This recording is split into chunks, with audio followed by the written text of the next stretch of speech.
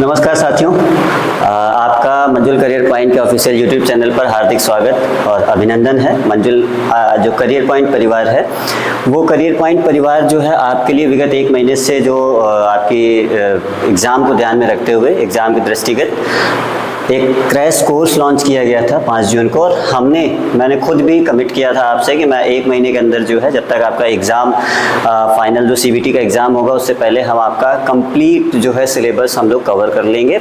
और क्वेश्चनों के माध्यम से, PYQ के माध्यम से, जितने भी क्वेश्चन अभी तक पूछे गए हैं MCQ के माध्यम से, हम लोग उसको उनके माध्यम से हम क्या करेंगे कि अपने पूरे कोर्स को कवर करेंगे।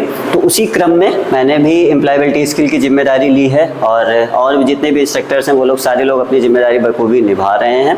कुछ लोगों की जिम्मेदारी पूर्ण हो गई है, ठीक है। प्रयास हमारा ये रहेगा कि जिनकी जिम्मेदारी पूर्ण हो गई है उनके केस में भी हम एक मैराथन क्लासेस लेके आए, जिससे कि हम एक क्लास में ही कोशिश करेंगे कि आपको संपूर्ण जो है रिवीजन करा दें, है ना। जिससे कि क्या होगा कि आपको एक क्लास में ही पूरा सिलेबस एक ही बार में आपको रिवाइज करने के लिए हम लोग पहुंचा पाएंगे, ठीक है। तो हम चला रहे थे, तो लास्ट क्लास में हम एक टेस्ट सीरीज लॉन्च किए थे हमारी। तो ये मान के चलिए कि ये जो टेस्ट सीरीज है इसको ही आप लोग मैराथन मान के चलिए, ठीक है। मैराथन में भी वही है कि हम लोग फटाफट से क्वेश्चन कराते हैं, बट यहाँ पर क्या कर रहे हैं हम कि आपका थोड़ा सा कंसेप्ट भी क्लियर करते हुए चल रहे हैं। क्योंकि मैंने आपको बताया कि कल मैंने जैसे आपको लास्ट क्लास में 36 क्वेश्चन कराए थे।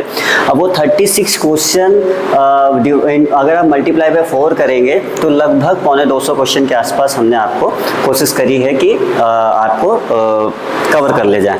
अब क्वेश्चन का जो लेवल है वो तो बहुत टफ तो नहीं है, इसलिए हमने जो है ऐसे जितने भी क्वेश्चन जो थोड़े टफ बन सकते थे उसका कंसेप्ट मैंने पहले ही आपको 2 क्लासेस में कंप्लीट करा दिया था।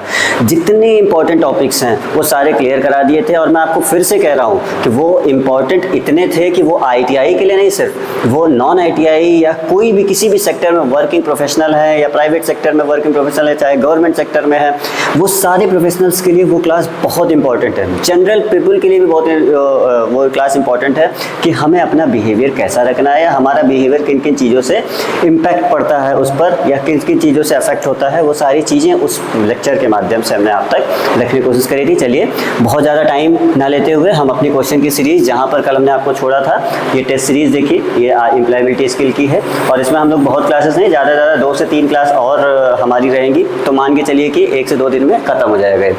तो यहाँ पर हम लोग ये देखिए 100% जो है क्वेश्चन की सीरीज़ यहाँ से 100% आने की संभावना है, ठीक है। ये मान के चलिए कि अगर आपने ये स्लाइड्स जितने भी क्वेश्चन हम करा रहे हैं अगर ठीक तरीके से कर लिया तो ये आपके जो क्वेश्चन हैं 100% आपको मिलेंगे आपके एग्जाम में, ठीक है। तो हम लोग अपने क्वेश्चन की सीरीज़ में जो है सीरीज़ जो चल रही थी उसमें हम लोग शायद कल 36 क्वेश्चन तक पहुंच गए थे। अब उसके बाद जो आज के जो क्वेश्चन है उनकी सीरीज़ हम लोग करते हैं, ताकि हम लोग फटाफट से जो है वो सारे क्वेश्चन जितने भी जो भी परीक्षा के दृष्टिकोण से इंपॉर्टेंट हैं उनको कवर कर ले जाएँ। तो जितने भी कंसेप्ट हमने आपको पहली क्लासेस से पहले वाली क्लास में बताए थे, हम ये आशा करते हैं कि आपने सबने देखा होगा और बहुत ईजी थे और बहुत मज़ेदार तरीके से हमने जो है आपके सामने रखे थे और बहुत ईजी वे में रखे थे, ठीक है। शायद आपको और कहीं किसी क्लासेस में लेते तो थोड़ा सा उनको समझने में दिक्कत होती है, इसलिए मैंने बहुत इजी वे में आपके सामने सारी चीज़ें बिल्कुल खोल के रख दी, सारी परतें, ताकि आपको आसानी से सब क्वेश्चन समझ में आए। यही नहीं, इससे रिलेटेड कोई और भी क्वेश्चन आता है तो आपको आसानी से करने में दिक्कत ना हो, आसानी से आप कर ले जाएँ, ठीक है। ठीक है, चलिए नेक्स्ट क्वेश्चन ये है कि rearrange the following set of words into meaningful sentence. ये जो सेंटेंस है, शब्दों को निम्नलिखित सेट को सार्थक वाक्य, मतलब मीनिंगफुल सेंटेंस में अरेंज करना है। ये बहुत वैसे फॉर्म में लिखा हुआ है, अलग अलग फॉर्म में लिखा हुआ आपका एक क्वेश्चन है। अब हमें इसको जो है एक अरेंज फॉर्म में लिखना है, ठीक है। ये टूटे फूटे फॉर्म में लिखा हुआ है। अब इसका ऐसे क्वेश्चन कभी भी आते हैं ना आपके पास, तो आपके पास ये ध्यान रखिए कि जो है बहुत सिंपल सा तरीका ये होता है कि आपका जो सब्जेक्ट है उसको पहले पकड़िए, ठीक है। तो हमने क्या किया, सब्जेक्ट को पकड़ लिया, ठीक। आपका जो सब्जेक्ट है उसको पहले पकड़िए। तो आपका सब्जेक्ट क्या है, इसमें आपको ये फाइंड आउट करना है कि आपका सब्जेक्ट क्या है, ठीक। तो सबसे पहले हमने क्या किया, सब्जेक्ट पकड़ लिया। उसके बाद हमने क्या किया, जो हमारी क्रिया है, हम कर क्या रहे हैं वो पकड़ना, ठीक। तो हमने फिर उसके बाद वर्ब पकड़ लिया अपनी कौन सी है। अब उसके बाद हमें क्या करना है, हमारा ऑब्जेक्ट क्या है, ठीक है, हमारा लक्ष्य क्या है, ये हमें पकड़ना है। देखिए सब्जेक्ट होता है और उसका उस सेंटेंस में ऑब्जेक्ट भी जरूर होगा। जिस सेंटेंस में सब्जेक्ट होगा ऑब्जेक्ट भी होगा, और ऑब्जेक्ट के बाद उसके साथ साथ कहीं ना कहीं वो दिखा रहा होगा कि क्रिया क्या हो रही है। ठीक, किस क्रिया के माध्यम से एक सब्जेक्ट अपने ऑब्जेक्ट तक पहुंच रहा है, ये सेंटेंस के माध्यम से हमें पता चलता है। तो अब यहाँ पर हम लोग फाइंड आउट कर लें। चलिए, सेंटेंस आपको दिया हुआ है, टीचर स्लैश स्कूल वर्ब सी एज। अब हमें इसमें सब्जेक्ट हमें पता करना है, तो यहाँ पर सब्जेक्ट क्या है, सब्जेक्ट मतलब जो करता है सी, ये सी है। तो सबसे पहले हमने देखना है कहाँ कहाँ सी लिखा हुआ है, तो ये सी लिखा हुआ है, चलिए मान लेते हैं यहाँ भी सी लिखा हुआ है। ठीक, अब उसके बाद हमारा वर्ब क्या है। ठीक, अब हमने देखा क्रिया कौन सी इसमें, तो हमें क्रिया क्या है, वर्ब माने कार्य कर रहा है, तो ये क्रिया ही तो हुई ना। तो दूसरे नंबर पे ये फर्स्ट नंबर पे हो गया, ये ए हो गया, ये दूसरे नंबर पे हो गया बी। ठीक, तो दूसरा क्या है, वर्ब है ना। देखिए वर्ब यहाँ पे लिखा हुआ है आपकी क्रिया।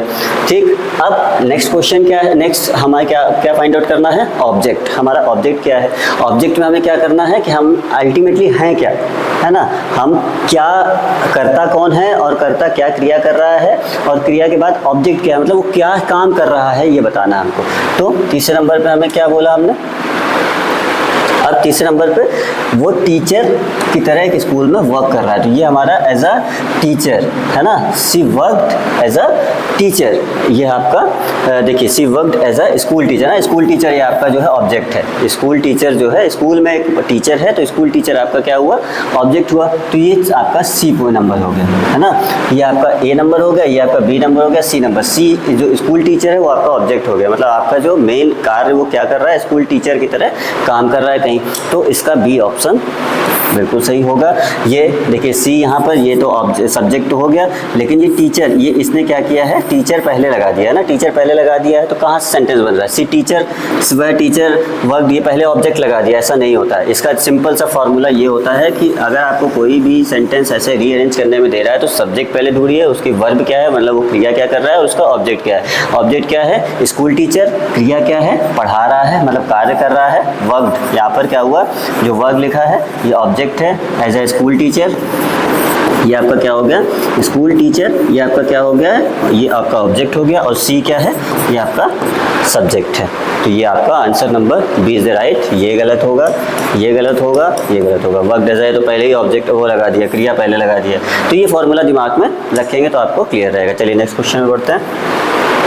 आवाज़ की पिच का उठना, मतलब जो हम, जैसे मैं बोल रहा हूँ, तो जब क्वेश्चन पूछ रहा हूँ तो मैं थोड़ा हाई लेवल पे बोल रहा हूँ, जब उसका आंसर दे रहा हूँ तो थोड़ा लो लेवल पे बोल रहा हूँ। तो ये जो हमारी आवाज़ हाई और लो जो फ्रिक्वेंसी हो रही है ना, ये जो हमारे आवाज़ की जो फ्रिक्वेंसी है, ये कभी हाई जा रही है, कभी लो जा रही है, कभी बहुत लो चली जाती है, कभी हाई, फिर उठने की कोशिश करती है ना, फिर लो जाती है, फिर हाई। मतलब ये जो वेव है ना, ये जो इस तरीके से चलती है, आवाज़ उठती है, धीरे होती है ना, ये हाई पे है, ठीक है, ये एकदम लो पे है, और ये क्या है, ये जनरल है, मतलब नॉर्मल है, ये नॉर्मल पे है, ठीक है। तो जो हमारी आवाज़ का उठना, वो होना, ये सारी चीज़ें जो होती हैं, आवाज़ का उठना, लो होना, ज़्यादा होना, कम होना, ज़्यादा होना, कम होना, इसको हम लोग इस प्रोसेस को बोलते हैं इनोटेशन, ठीक है। लिखा हुआ है देखिए, आवाज़ का उतार चढ़ाव, ठीक। वॉवेल नहीं हो सकता, वॉवेल के थ्रू ऐसा तो ए बहुत तेज़ बोल रहे हैं, फिर ई बहुत तेज़, तो वॉवेल नहीं हो सकता। मैंने तो वॉवेल हमारे जो 5 होते हैं, ये इसमें नहीं होंगे, ठीक है। कॉन्सोनेंट हमारे कितने होते हैं, जो इसमें से 26 में से -5 करेंगे, ठीक है।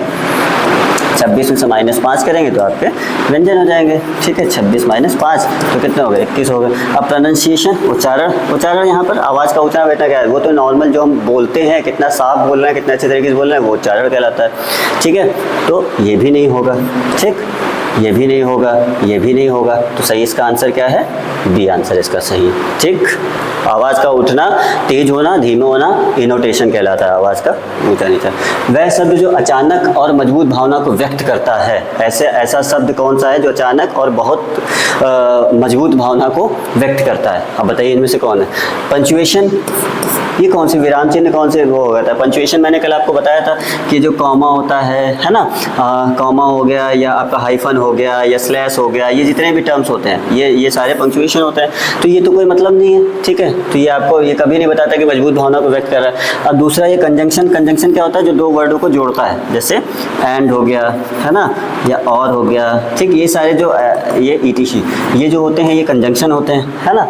अब एपोस्ट्रॉफी कहाँ से जोड़ता है, एपोस्ट्रॉफी का मतलब ये इस तरीके से जो ऊपर हम लोग कॉमा लगा के चलते हैं ना, जैसे सी लिखते हैं, एपोस्ट्रॉफी का मतलब होता है का, है ना, का जिसको को बोलते हैं। तो एपोस्ट्रॉफी हम लोग कहाँ यहाँ पे यूज़ कर रहे हैं, तो एपोस्ट्रॉफी कभी भी आपको जैसे मान लीजिए सीज, जैसे हमने लिख दिया सीज, तो ये जो लगाया हुआ ना ये एपोस्ट्रॉफी है। तो ये जो ये एपोस्ट्रॉफी लगी है ये बताती है कि सी मतलब किसी लेडी की बात हो रही है ना, तो उसका है ना, यहाँ पर हीज है ना, हीज, या इस तरीके से जो एपोस्ट्रॉफी लग रही है इसके आगे जो एस लगता है ये बताता है कि ये जो आदमी इससे जिससे पहले ये जो लगा हुआ है प्रोनाउन या नाउन जो भी लगा हुआ है, जैसे राम्स अगर लिखा जाए है ना, राम्स, तो राम्स, ये एपोस्ट्रॉफी एस जो लगा हुआ है ये बताता है राम का, मतलब राम से रिलेटेड ही कोई बात होने वाली है आगे, ये एपोस्ट्रॉफी बता रहा है। या कुछ भी लिख दें, श्याम है ना, तो श्याम अगर हम लिख दें है ना, तो श्याम अगर इधर एस लग गया तो मतलब श्याम से रिलेटेड,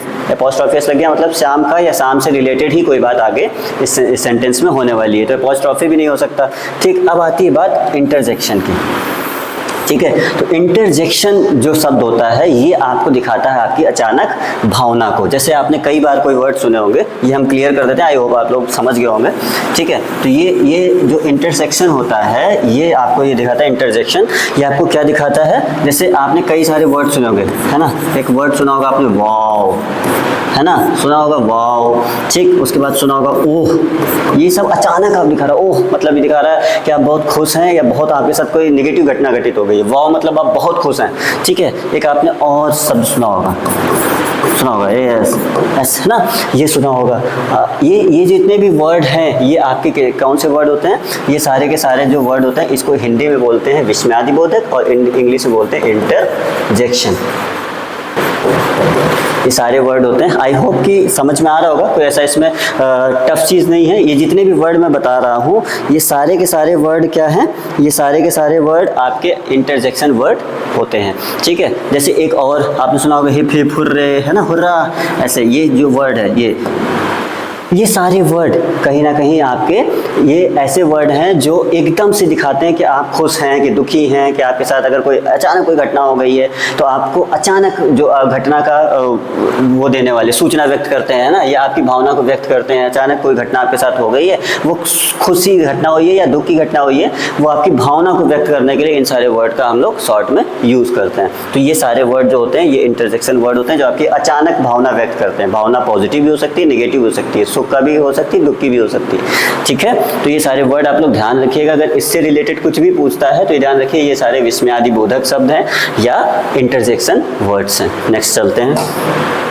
अब लिखा हुआ है जब आप शिक्षक, ये देखिए when you greet higher officials, अपने जब ऊपर के, अपने से ऊपर के लोग को या अपने से ऊपर जो पद में बैठे हुए अधिकारी हैं या सीनियर्स हैं उनको जब आप लोग ग्रीट करते हैं है ना, when you greet higher officials such as teacher, instructor, supervisor, you should use, जब आप अपने से ऊपर के अधिकारियों को, अपने से ऊपर के लोगों को या अपने से ऊपर के पद के लोगों को जब आप ग्रीट करते हो तो आपको क्या यूज़ करना चाहिए, तो बताइए इसमें से क्या यूज़ करना चाहिए। तो बहुत जनरल क्वेश्चन है, क्या यूज़ करना चाहिए। तो सबसे पहला इसमें गुड मॉर्निंग दिया हुआ है, ठीक, अगला दिया हुआ है हेलो, हे, हाय।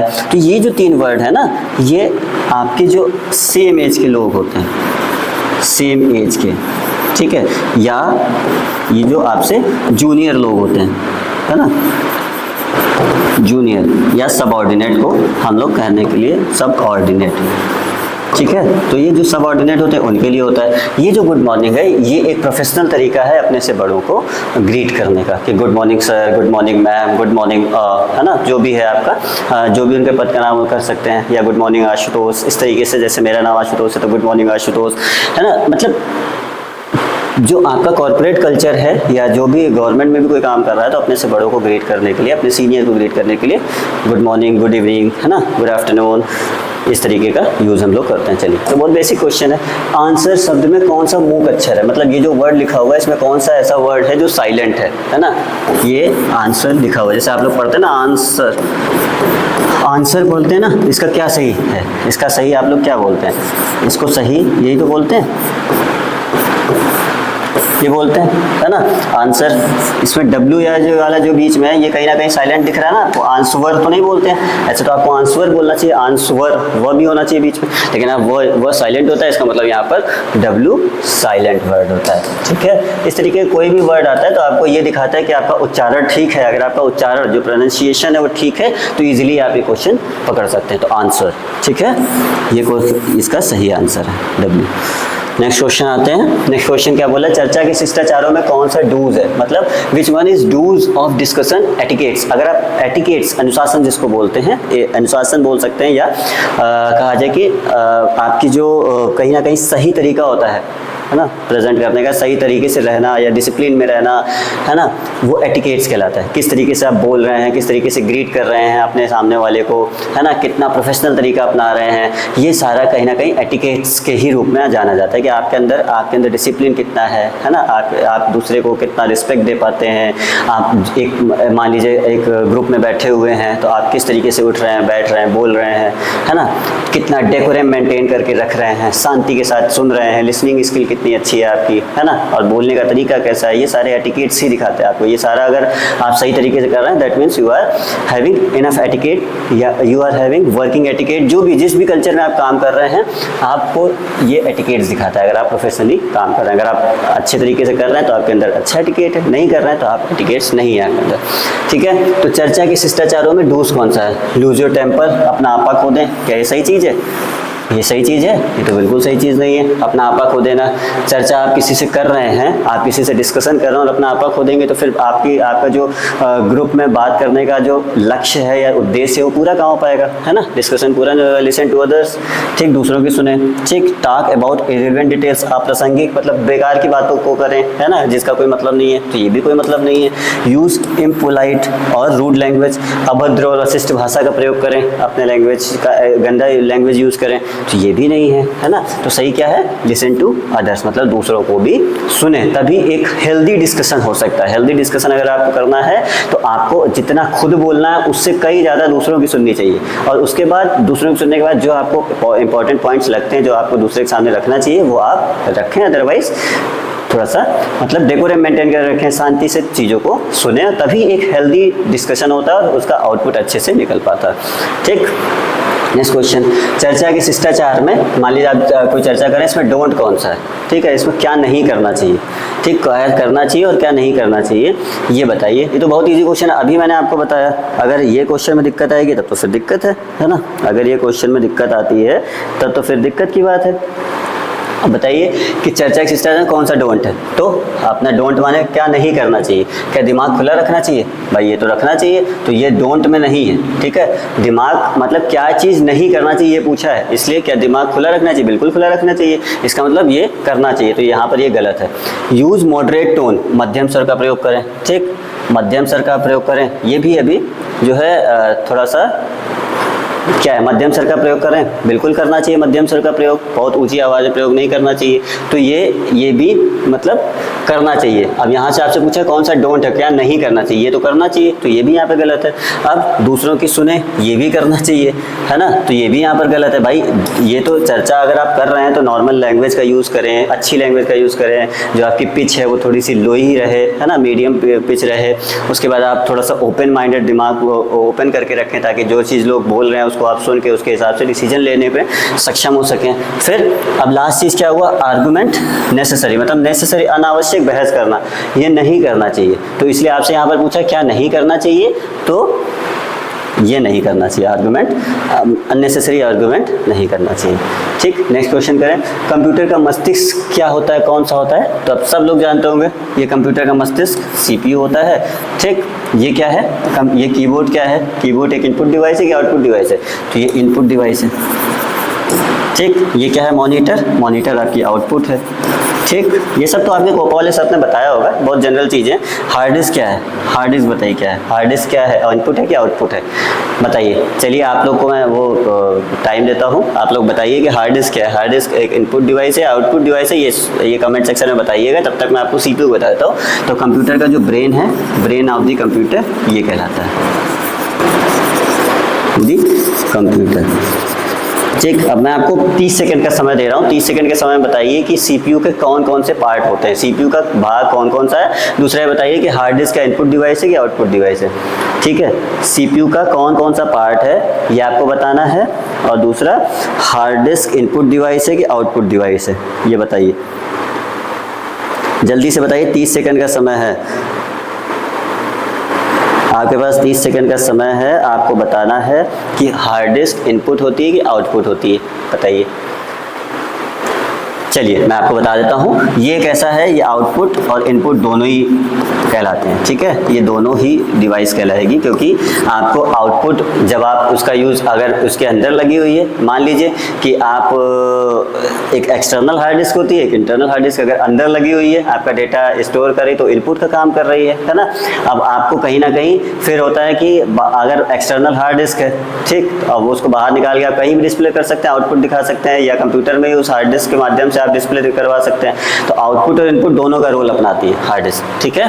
तो हार्ड डिस्क दोनों होती है। अब हमने क्या पूछा था आपसे, ब्रेन ऑफ द कंप्यूटर जो सीपीयू होता है, इसके कौन कौन से पार्ट होते हैं। चलिए बताइए, ब्रेन ऑफ द कंप्यूटर अगर सीपीयू है तो इसके पार्ट कौन कौन से हैं, जल्दी से हमें बताइए। 30 सेकंड का समय है आपके पास, ताकि आप लोग जो है कर पाएँ।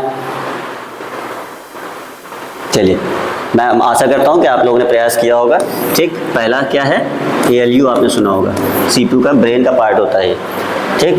दूसरा क्या होता है, मेमोरी यूनिट, मेमोरी भी तो होती है ना, मेमोरी यूनिट एक उसमें होती है। तीसरा क्या होता है, कंट्रोल यूनिट, कंट्रोल यूनिट, ठीक। तो ALU क्या है, अरिथमेटिक लॉजिकल यूनिट। इसको आपके मास्टर साहब ने बताया था, मैंने उनके लेक्चर देखा है, तो उन्होंने भी ये चीज़ ALU के बारे में बताया था, अरिथमेटिक लॉजिकल यूनिट, ठीक है। तो ये तीनों क्या होते हैं, सीपीयू के पार्ट हैं, है ना। ब्रेन ऑफ द कंप्यूटर है, तो ब्रेन ऑफ द कंप्यूटर में सीपीयू के 3 पार्ट होते हैं, ALU, मेमोरी यूनिट और कंट्रोल यूनिट। ये सीपीयू के पार्ट होते हैं, इस चीज़ को ध्यान रखिएगा। और सीपीयू को ही ब्रेन ऑफ द कंप्यूटर कहा जाता है, उसके 3 पार्ट ALU, मेमोरी यूनिट और कंट्रोल यूनिट, ठीक। नेक्स्ट बढ़ते हैं। अगला कौन सा विस्मयादि बोधक वाक्य है, बताइए। अब विस्मयादि बोधक अभी हमने क्या बताया, एक्सक्लेमेटरी, जो अचानक आपके जो है भाव को दिखाया। अभी मैंने बताया था ना कि विस्मयादि बोधक चिन्ह या विस्मयादि एकदम से किसी अगर भावना को व्यक्त करना है तो कोई एक वर्ड बताइए। तो विस्मयादि बोधक उसके आगे, सबके आगे मैं ऐसे ऐसे लगा रहा था, सबके आगे, तो किसी ने ध्यान शायद नहीं दिया होगा कि ये जो वर्ड जिसके भी आगे ये जो सिंबल लगा हुआ है ना, इट मीन्स कि वो विस्मयादि बोधक है, मतलब वो किसी ना किसी भावना को दिखा रहा है अचानक से, ठीक है। तो इस विस्मयादि बोधक में कहाँ लगा हुआ है इसमें, तो what a beautiful house it is, कितना अच्छा घर है ना, कितना अच्छा, what a beautiful house it is. तो कितना अच्छा घर है, एकदम से आपकी भावना को दिखा रहा है ना। और इसमें आगे ये वाला सिंबल लगा हुआ है, तो अगर ये वाला सिंबल लगा है, इट मीन्स कि ये क्या है, ये वाला सिंबल का मतलब कि ये एक्सक्लेमेटरी वर्ड है, ठीक है, एक्सक्लेमेटरी, ठीक है। ये सारे के सारे गलत होंगे। It is a beautiful house, ये तो क्वेश्चन मार्क है, कहाँ से विस्मयादि आपकी भावना कहाँ दिखा रहा है, तो क्वेश्चन पूछ रहे हैं। ये तो जनरल सेंस आप बता रहे हैं, योर हाउस इज़ ब्यूटीफुल, ये भी जनरल सेंस में बता रहे हैं, बट ये what a beautiful house it is ये आपकी त्वरित भावना को व्यक्त कर रहा है। नेक्स्ट, सक्रिय आवाज़ में कौन सा है, बताइए। सक्रिय मतलब एक्टिव वॉइस, एक्टिव वॉइस इसमें से कौन सा है, एक्टिव वॉइस कौन सा है, पहले तो आप हमें ये बता दीजिए। आप लोग जो है अपने उसमें कमेंट सेक्शन में तुरंत बताइएगा। मैं आशा करता हूँ कि आप सब लोग उतने ही शिद्दत से देख रहे होंगे। तो बताइए कि एक्टिव और पैसिव वॉइस में क्या डिफरेंस है। सबसे पहला डिफरेंस क्या होता है ये बताइए। ये आपका एक्टिव वॉइस है और ये आपका मतलब एक्टिव और पैसिव वॉइस, इसमें क्या डिफरेंस है बताइए। एक्टिव और पैसिव वॉइस में क्या डिफरेंस है बताइए।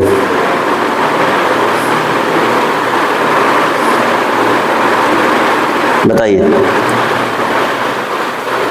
चलिए मैं आपको बताता हूँ। हम ये मान के चल रहे हैं कि हम आपसे जितने क्वेश्चन ये जनरल सेंस में पूछ रहे हैं, आप सब सारे क्वेश्चंस का आंसर कहीं ना कहीं मन में सोच रहे होंगे, बता रहे हो। एक्टिव वॉइस का मतलब ये होता है जिसमें कर्ता स्वयं काम करे, या सब्जेक्ट है ना, जिसमें सब्जेक्ट स्वयं काम करता है, जिसमें सब्जेक्ट स्वयं कार्य करता है, जिसमें सब्जेक्ट स्वयं कार्य करता है, ठीक। और जिसमें, और पैसिव वॉइस में क्या है, जिसमें कार्य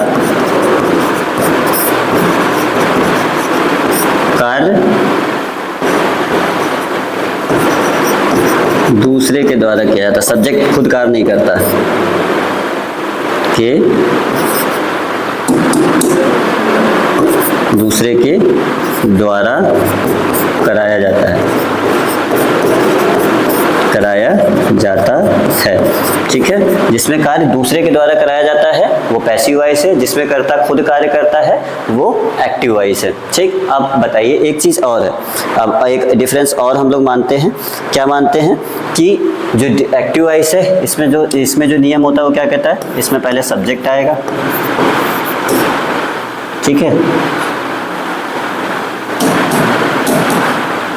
इसमें पहले क्या आएगा, इसमें पहले सब्जेक्ट आएगा, फिर वर्ब आएगा, फिर ऑब्जेक्ट आएगा। ठीक है, ये क्या होता है, ये एक्टिव वॉइस के लिए होता है। ठीक है, ये एक्टिव वॉइस के लिए, ये एक्टिव वॉइस के लिए होता है। अब इसी तरह अगर पैसिव वॉइस की बात करें तो पैसिव वॉइस में क्या होता है कि पहले ऑब्जेक्ट आएगा। ठीक है, पहले क्या आता है, इसमें क्या आएगा, पहले एक्टिव वॉइस में पहले ऑब्जेक्ट आता है। ठीक है, ऑब्जेक्ट, एक सेकेंड, हाँ, पहले इसमें ऑब्जेक्ट आता है, ऑब्जेक्ट प्लस, और दूसरा क्या है, हेल्पिंग वर्ब आता है, हेल्पिंग वर्ब आएगा,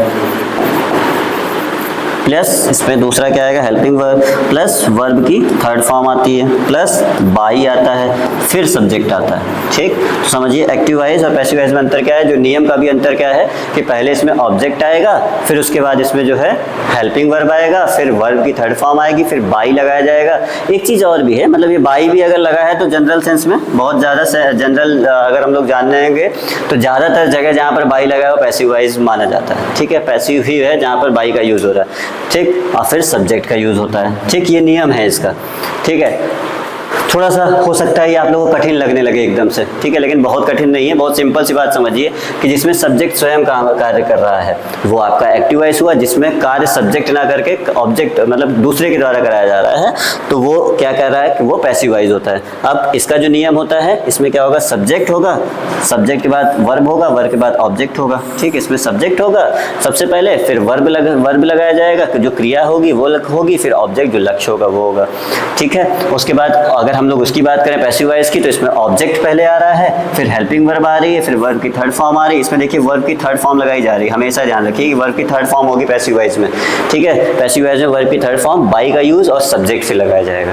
ठीक है, तो इसमें इस क्वेश्चन में देखिए अब क्या है, यहाँ पर देखिए बाई लगा है तो पहले ये मान के चलिए कि ये तो नहीं होगा।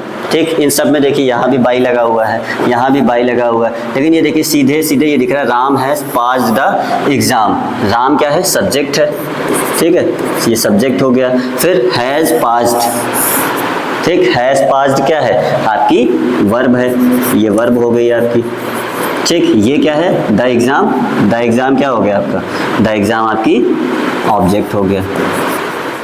तो ये चीज़ समझिए, देखिए कितना इजी है ना। तो ये सब्जेक्ट हो गया, ये आपका सब्जेक्ट, ये आपका ऑब्जेक्ट, ये देखिए ये आपका सब्जेक्ट हुआ। ठीक, ये सब्जेक्ट हो गया।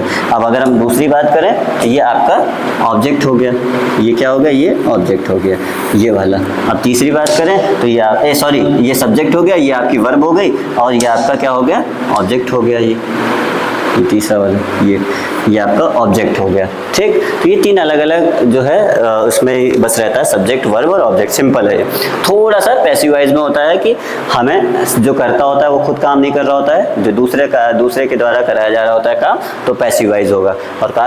और इसका जो ये फॉर्मूला है ये भी मैंने आपको बता दिया, अभी आगे भी आएगा तो फिर से मैं रिपीट कर दूंगा इसको। नेक्स्ट क्वेश्चन में आते हैं। अब देखिए आ गया, ये दूसरे क्वेश्चन में आ गया कि निष्क्रिय वॉइस कौन सी है ना। देखिए निष्क्रिय वॉइस कौन सी है, पैसिव वॉइस कौन सा है। अब बताइए पैसिव वॉइस कौन सा है, बताइए पैसिव वॉइस कौन सा इसमें आपको लग रहा है, पैसिव वॉइस कौन सा है इसमें। देखिए तो अभी मैं आपको क्या फार्मूला बताया था, पैसिव वॉइस का मतलब क्या हुआ कि जिसमें कर्ता स्वयं कार्य ना करे, है ना, कर्ता स्वयं या सब्जेक्ट स्वयं कार्य ना करे, कार्य ना करें। इसलिए मैं दोबारा यहाँ पे ये लिख दे रहा हूँ, इसलिए ताकि मुझे ये लग रहा होता है कि हो सकता है कभी कभी क्या होता है कुछ चीज़ें जब दो चीज़ें एक साथ समझा दो तो थोड़ा सा डिस्टर्बेंस आ जाता है, नहीं समझ में आता है, तो इसलिए मैंने दोबारा यहाँ पे कर्ता स्वयं कार्य ना करे। अब इसका रूल क्या मैंने आपको बताया था कि सबसे पहले क्या होगा इसमें, सबसे पहले होगा ऑब्जेक्ट। ठीक है, सबसे पहले इसमें क्या होता है, सबसे पहले इसमें जो है ऑब्जेक्ट होगा। ठीक, ऑब्जेक्ट के बाद क्या होगा, ऑब्जेक्ट के बाद मैंने आपको क्या बताया था, सबसे पहले ऑब्जेक्ट हुआ, ऑब्जेक्ट प्लस हेल्पिंग वर्ब हो गया। हेल्पिंग वर्ब हो गया, हेल्पिंग वर्ब प्लस वर्ब की थर्ड फॉर्म हो गया, ठीक, प्लस फिर बाई का यूज होता है और फिर जो है जाकर के सब्जेक्ट का यूज होता है। समझ गए बात कि पहले जो है सब्जेक्ट नहीं लिखा जा रहा है, यहाँ पे पहले ऑब्जेक्ट लगाया जा रहा है, फिर बाई का यूज हो रहा है, सब्जेक्ट बाद में सबसे आखिरी में, और सबसे इंपॉर्टेंट चीज़ जो है इसमें वर्ब की थर्ड फॉर्म का यूज होता है। ठीक है, तो Mohan is painting a house, ये तो डायरेक्ट एक्टिव वॉइस दिख रहा है क्योंकि राम सब्जेक्ट है और ये पेंटिंग क्या है, क्रिया है, वर्ब है, और हाउस क्या है, ऑब्जेक्ट है, तो ये तो गलत हो गया, ये तो एक्टिव है ना। दूसरा सी वॉज रीडिंग अ बुक, यहाँ पर भी देखिए क्या हो गया, वॉज रीडिंग अ बुक, ये क्या हो गया आपका सब्जेक्ट, ये सब्जेक्ट हो गया, ये आपका वर्ब हो गया, ये आपका ऑब्जेक्ट हो गया, ये भी नहीं हो सकता। हर birthday was celebrated by us, इसको एक मिनट रुक जाते हैं। अब देखिए आई हैव सीन, आई क्या है, सब्जेक्ट है, और हैव सीन क्या है, क्रिया है, और दैट मूवी क्या है यहाँ पर, ऑब्जेक्ट है, तो ये भी नहीं होगा। ठीक, तो आपको एक ही चीज़ सही दिख रही है यहाँ पर, तो आपका आंसर ये, क्योंकि यहाँ पर देखिए सबसे पहले क्या है, हर birthday was celebrated by us क्या है यहाँ पे, सब्जेक्ट है, हमने किया है ना, हमने काम किया है, किसके लिए किया है, उसके लिए किया है, तो यहाँ पर ऑब्जेक्ट क्या है, ये है ना। बर्थडे क्या है, अब सर यहाँ पर देखिए बर्थडे हेल्पिंग वर्ड ना, जो क्रिया जो हम कर रहे हैं, बर्थडे, हर बर्थडे मतलब उसका जो ऑब्जेक्ट है हमारा, उसका जन्मदिन है तो ऑब्जेक्ट है। वॉज सेलिब्रेटेड बाई अस, देखिए बाई ये सब्जेक्ट है और सेलिब्रेटेड है, ये वर्ब की थर्ड फॉर्म लगी हुई है, ठीक है, और ये हेल्पिंग वर्ब है, और हर बर्थडे क्या है, ये आपका ऑब्जेक्ट है, हर बर्थडे उसका ऑब्जेक्ट है, वॉज क्या है, हेल्पिंग वर्ब है, सेलिब्रेटेड क्या है आपका जो वर्ब की थर्ड फॉर्म है, फिर बाई, फिर सब्जेक्ट लगा दिया, ठीक है। तो इस हिसाब से ये इसका पहला मतलब इसका करेक्ट आंसर होगा। कौन एक कंजंक्शन नहीं, पहले तो कंजंक्शन समझ लेते हैं होता क्या है, ठीक है, कंजंक्शन नहीं है, कंजंक्शन क्या होता है, तो पहले क्या है, दो स्टेटमेंट को जोड़ने वाला, स्टेटमेंट को जोड़ना, कंजंक्शन का काम क्या होता है, दो स्टेटमेंट को जोड़ना। सबसे पहले तो यही आपको समझ लीजिए कि दो स्टेटमेंट को अगर आप जोड़ रहे हैं तो आप कंजंक्शन का मतलब वो वर्ड जो दो स्टेटमेंट को जोड़ता है वो कंजंक्शन कहलाता है। अब यहाँ पर आप लोग खुद देखिए ना कि ऐसा कौन सा वर्ड है जो सेंटेंस को नहीं जोड़ता है, ठीक है। एंड देखिए राम, ठीक है, राम इज प्लेइंग, ठीक है, एक स्टेटमेंट मान लीजिए लिखा हुआ है प्लेइंग, फिर अगर हम लोग कहें comma Shyam is playing, Shyam is playing, ठीक है, श्याम इज प्लेइंग। अगर हमें इन दो स्टेटमेंट को अलग अलग क्यों लिखा हुआ, अगर हम इसको एक ही स्टेटमेंट में तो ले सकते हैं, तो यहाँ पर हम Ram is playing, Shyam is playing, Ram is playing and, यहाँ पर एंड लगा सकते हैं ना, एंड श्याम इज प्लेइंग, तो ये पूरा एक स्टेटमेंट बन जाएगा, दो अलग अलग स्टेटमेंट, मतलब एंड तो होता है कंजंक्शन। फिर और अगर हम यहाँ पे और राम इज प्लेइंग, और यहाँ पर ले सकते हैं राम खेल रहा है या श्याम खेल रहा है, या राम खेल रहा है और श्याम खेल रहा है, दोनों ही ना, एंड भी है और भी है, तो राम खेल रहा है या श्याम खेल रहा है, राम खेल रहा है और श्याम खेल रहा है, दोनों ही कंजंक्शन है। यहाँ पर बट लगा सकते हैं, Ram is playing but Shyam is, यहाँ पर अगर हम ये मान लीजिए यहाँ पे प्लेइंग की जगह सिंगिंग लिखा होता है, ठीक, तो अगर हम यहाँ करें राम इज प्लेइंग, राम खेल रहा है बट, अगर यहाँ बट लगा दें लेकिन श्याम जो है गाना गा रहा है, तो राम खेल रहा है लेकिन श्याम गाना गा रहा है, तो बट भी क्या है, कंजंक्शन का आ गया का नाम है ना। तो अब ये देखिए बट भी है, ठीक, यहाँ पर एक ही है जो नहीं दिख रहा है, वो ये है ऑन, ऑन कहीं भी, अब हम यहाँ क्या, Ram is playing on, Shyam is playing, कहाँ ऑन कोई भी कंजंक्शन नहीं होता है, ठीक है, तो ऑन यहाँ पर गलत है। तो विच वन, कौन सा संयोजन नहीं है, इसमें से कौन सा नहीं है, तो ये नहीं है, ठीक है, ऑन संयोजन नहीं, कंजंक्शन नहीं होता है ऑन। आई होप आप लोग को समझ में आ रहा होगा कौन सा कंजंक्शन नहीं है। तो अब हम लोग को जरा ये बताइएगा कि इन तीन के अलावा, है ना, एंड और बट, इन तीन के अलावा कौन सा एक वर्ड और भी वर्ड्स होते हैं, कोई एक एग्जाम्पल आप लोग कमेंट में बताइएगा कि जो कंजंक्शन हो सकते हैं, ठीक है। जैसे एक मैं खुद बता देता हूँ, एक वर्ड होता है बिकॉज, बिकॉज ये कंजंक्शन है या नहीं है ये बताइएगा आप लोग, ठीक, कंजंक्शन है या नहीं, ठीक है, ये बताना है आपको। चलिए नेक्स्ट क्वेश्चन में चलते हैं। अगला क्वेश्चन क्या है, भूमिका निभाने का कौन सा लाभ नहीं है? Which one is not a benefit of role playing, of the role playing. मतलब अगर आप कोई किसी कार्य में भूमिका निभा रहे हैं या कोई रोल प्ले कर रहे हैं, कोई ऐसा रिस्पॉन्सिबल रोल प्ले कर रहे हैं, तो इसमें से आपको कौन सा लाभ नहीं होगा रोल प्ले करने का? ठीक है, तो ये समझना। तो रोल प्ले करने से आत्मविश्वास पैदा होता है 100%। अगर मैं ही आपको एज ए टीचर का रोल प्ले यहाँ पे कर रहा हूँ, तो मैं भी तो रोल प्ले कर रहा हूँ। हर एक आदमी इस दुनिया में रोल ही प्ले कर रहा है, कोई भी ऐसा नहीं कि कोई अलग चीज़ कर रहा है, सारे के सारे लोग रोल प्ले कर रहे हैं। ठीक है, अब मैं यहाँ पर अगर आपको सामने कुछ बता रहा हूँ, तो मैं भी एज ए टीचर का रोल प्ले कर रहा हूँ यहाँ पर आपके सामने। ठीक, तो यहाँ पर क्या है, हमारा भी तो आत्मविश्वास बढ़ रहा है ना आपके सामने। बार बार रोज क्लास लेने से टीचर्स का भी आत्मविश्वास बढ़ता है। आप भी रोल प्ले कर रहे हैं, आप हमें सुन रहे हैं, बार बार सुनेंगे तो आपको और अच्छे से समझ में आने लगेगा। पहले कम समझ में आ रहा है, तो आप भी कहीं ना कहीं आत्मविश्वास पैदा आपके अंदर भी होगा ना, जितना ज़्यादा आप देखेंगे। तो ये तो सही है ना, ये तो सही है। रोल प्ले करने से कौन सा लाभ नहीं है, इसमें पूछा है ना, यहाँ पे नहीं है, तो ये तो लाभ है। इस हिसाब से क्वेश्चन गलत है ना। ये मतलब ये वाला सही नहीं होगा, क्योंकि यहाँ पे नहीं पूछा। ये तो होता है ना आत्मविश्वास पैदा। डेवलप लिसनिंग स्किल, सुनने का कौशल विकसित होता है ना, लिसनिंग स्किल बढ़ती है। अब आप सुन रहे हैं हमको, तो आप भी तो रोल प्ले कर रहे हैं, तो आपकी लिसनिंग, सुनने की क्षमता बढ़ रही है कि नहीं बढ़ रही है? आप मुझे 1 घंटा आधा घंटा सुन रहे हैं, या किसी भी इंस्ट्रक्टर सुन रहा है, तो बढ़ रही है क्षमता।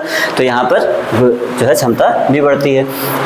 ये तो नहीं पूछा है, तो ये भी गलत होगा। डेवलप क्रिएटिव प्रॉब्लम सॉल्विंग, रचनात्मक समस्या समाधान कौशल विकसित करना। मतलब अगर हम लगातार जो है रोल प्ले कर रहे हैं, तो अब हम टीचर से रिलेटेड, जैसे मान लीजिए हम ही हैं रोल प्ले कर रहे हैं, अब हमें पहले दिन थोड़ी समस्या होगी, दूसरे दिन समस्या होगी, लेकिन लगातार हम पढ़ रहे हैं और हम आपको पढ़ा रहे हैं, तो एक टाइम ऐसा आएगा कि हमारा कॉन्फिडेंस बहुत अच्छे लेवल पे होगा, और हमारी जो प्रॉब्लम्स थी पहले पढ़ाने के को लेकर के, वो सारी की सारी अपने आप रिजॉल्व हो जाएंगी। या आप किसी कंपनी में काम कर रहे हैं, लगातार क्या हो रहा है कि आप मान लीजिए कोई सुपरवाइजर हैं, या फिर आप प्रोडक्शन मैनेजर हैं। ठीक है, अब प्रोडक्शन को लेकर के बार बार प्रॉब्लम आ रही है, आप लगातार उस प्रॉब्लम को सॉल्व कर रहे हैं। एक टाइम ऐसा आएगा कि जब वो प्रॉब्लम आएगी, तो आपको कोई प्रॉब्लम नहीं होगी, आप कहेगा ये तो बहुत छोटी सी चीज़ है, इसको 2 मिनट में रिजॉल्व कर देंगे।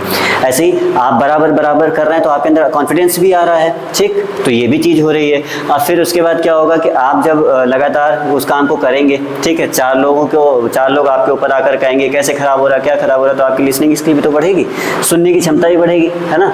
तो 2 तरह की चीज़ होती है यहाँ पर, एक होता है हेयरिंग, एक होता है लिसनिंग। ठीक है, तो यहाँ पर देखिए हेयरिंग नहीं बढ़ाना है आपको, हेयरिंग प्रोसेस तो निगेटिव है। ठीक है, ये क्या होता है, निगेटिव ज़्यादातर, है ना, ज़्यादातर ये निगेटिव रहता है, कुछ जगह पे पॉजिटिव भी है। ठीक है, ज़्यादातर। और ये क्या है, ये पॉजिटिव ज़्यादातर जगह पे होता है, कुछ जगह पे निगेटिव होगा, है ना, कुछ जगह पे निगेटिव।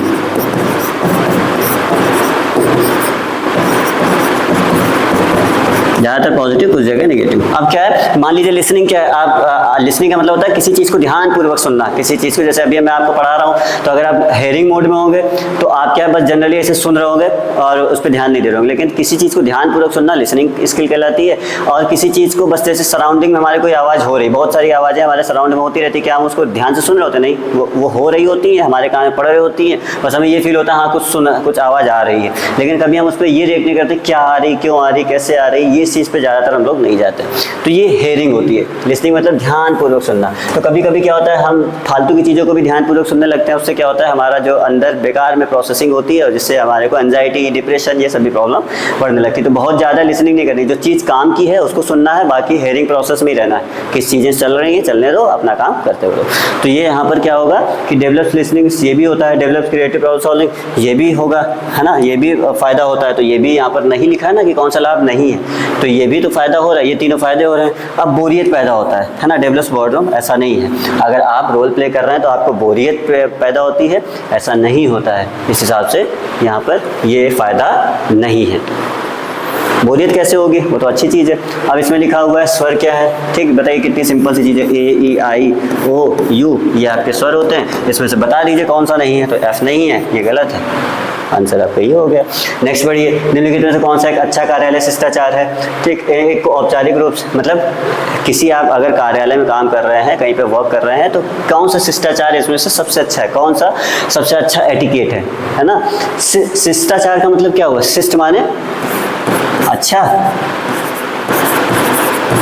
और आचरण माने कंडक्ट, अच्छा कंडक्ट, अच्छा कंडक्ट, कंडक्ट मैंने बताया था कि जब आप किसी चीज़ को बार बार करते हैं तो वो आपका आचरण बन जाता है ना। तो किसी कृत्य की बारंबारता को ही आचरण कहते हैं। और जब बारंबारता इतनी ज़्यादा हो जाए कि कोई दूसरा आदमी भी आपको ये पता करने लगे कि किसी सिचुएशन में आपका रिएक्शन कैसा होता है, तो आपका चरित्र बन जाता है। ठीक है, तो वन शुड ड्रेस फॉर्मली। ठीक है, तो ये एक को औपचारिक रूप से पोशाक पहननी चाहिए। निम्नलिखित कौन सा एक अच्छा कार्य शिष्टाचार है? तो ये होना चाहिए। One should not be punctual to work. गलत है ना, अपने काम में अपनी जगह पे पंक्चुअल होना चाहिए ना। जब जिस समय आपको जाना है आना है उस समय आना जाना चाहिए, समय का पाबंद होना चाहिए, है ना। One should have fancy mobile ringtone. Fancy mobile, अजीब सी रिंगटोन मोबाइल, पता चला आप कहीं काम कर रहे हैं, कहीं मीटिंग बैठे हैं, आपकी अजीब सी रिंगटोन बज रही है, तो अच्छा आचरण थोड़ी ना है। ठीक, तो ये भी नहीं होना चाहिए। ठीक, one should later once work place. व्यक्ति को अपने काम के स्थान पर कूड़ा डालना चाहिए। ये कैसा है? ये तो बहुत सबसे बेकार चीज़ यही है। सबसे जो अगर कहा जाए अनैतिक आचरण अगर किसी वर्किंग कल्चर का है तो यही है कि जहाँ पर जो आदमी बैठ रहा है वहीं पे कूड़ा डाल दे। ठीक है, तो ये तो बिल्कुल भी नहीं करना चाहिए। ठीक, तो ये भी नहीं है। तो सबसे अच्छा क्या है? One should dress formally. किसका? हमें जो ड्रेस है हमारी कार्यालय में कार्य करते समय फॉर्मल ड्रेस पहन के रहना चाहिए। ऐसा नहीं कुछ भी फटी कटी जींस पहन के जा रहे हैं, तमाम चीज़ें हैं। मतलब जैसा जहाँ पर ज़रूरत पड़े वहाँ पर वैसे ड्रेसिंग सेंस, हमारी ड्रेसिंग कोड, ड्रेस कोड वैसा होना चाहिए। ठीक है, चलिए नेक्स्ट क्वेश्चन पढ़ते हैं। वह शब्द जो किसी दूसरे शब्द के समान होता है लेकिन अर्थ में भिन्न होता है, उसे कहा जाता है क्या?